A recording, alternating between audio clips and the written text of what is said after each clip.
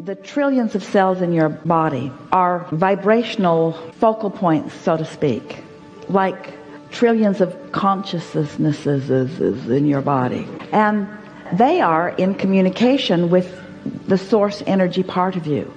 You accept that your Earth spinning in its orbit in perfect proximity to other planets is about intention that is focused about it. We want you to understand that the well-being of your physical apparatus has that same attention upon it, so that it is normal that you thrive. So it isn't that it works to thrive, it is that it is natural to thrive. Anytime you are thinking thoughts, your thoughts are affecting the communication between that source and your cells.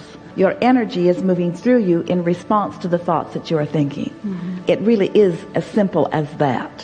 When someone has a disease, something that they do not want, that they would like to release that from their experience, your attention to what is often prevents what you really want from happening, because what is so dominant in so many experiences. And so it is a matter of releasing the thought that is holding you in the resistance to the well-being that you're wanting. So we want to talk not about the disease, but to talk about the wellness, to turn the attention to what is wanted. But you see, it isn't attention to illness that is causing illness. Oh, it is once the illness happens. Then it's hard not to give your attention to the illness. But it is not the attention to illness that brings about illness. It's attention to unwanted things of a variety. In other words, it's being off in the weeds about that, and off in the weeds about that, and off in the weeds about that, and off in the weeds about that, and off in the weeds about that. It is a habit or a momentum of putting yourself in the place of resistance about a lot of things. Fixation upon a subject that disallows the natural energy from flowing in the way that it would if you were not doing that thing that you're doing that's preventing that from happening. The path to wellness is not identifying and isolating disease. We know in the physical format it feels like it is. The best way that we can explain this to you is see the cork floating on the surface of the water. That's alignment.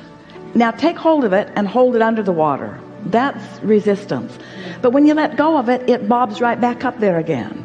And so just don't try so hard to manage the cork. Oh, cork. Oh, cork. You're under the water now, and I want to identify why that is. I don't know why you're choosing to be under the water like you are. Let's go under the water over here, and let's go under the water over here, and let's go under the water over here, and let's read a book while we're under the water over here, and let's go get some treatment over here while we're under the water. Oh, cork. But when you let go of it, oh, what are you doing back up there, cork? Come back down here. Come back down here where I can talk to you about the things that are bothering us. When we talk about getting out ahead of things, you can get out ahead of it even when you're in the midst of it.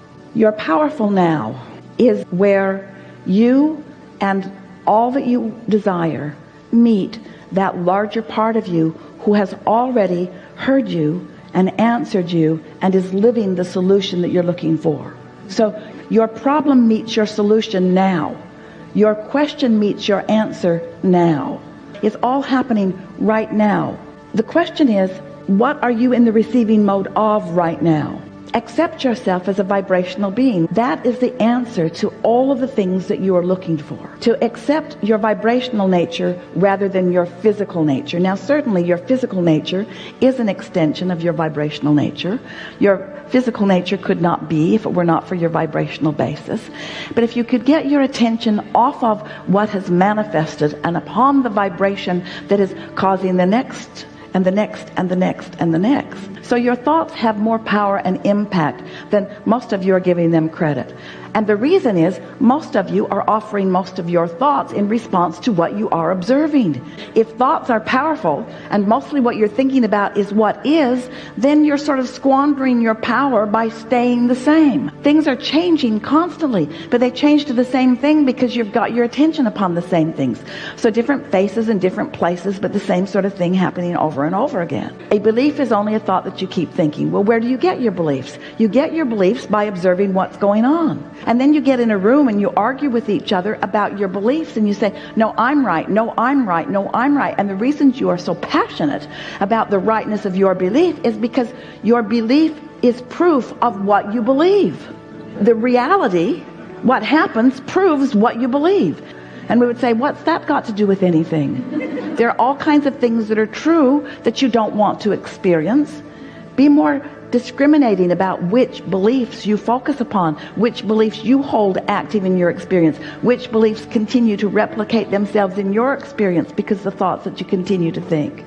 And so all of you are touched by life, and life causes you to react, and your reaction is part of what perpetuates your belief. Law of attraction and momentum all take hold of that, but it does not have to be that way. You have the ability to focus otherwise. And so we can have a conversation about vibration and what it produces in terms of health or in terms of illness, or we can have a conceptual conversation about a cork that is floating, and you have to ask yourself which one feels the best when you're having the conversation. And most of you would say, well, the cork floating conversation actually felt better to me. It made sense to me, but it's much more general and not so specific to my experience. And we say the general things are usually better for your experience because the specifics that you are focused upon are usually the specifics of what is.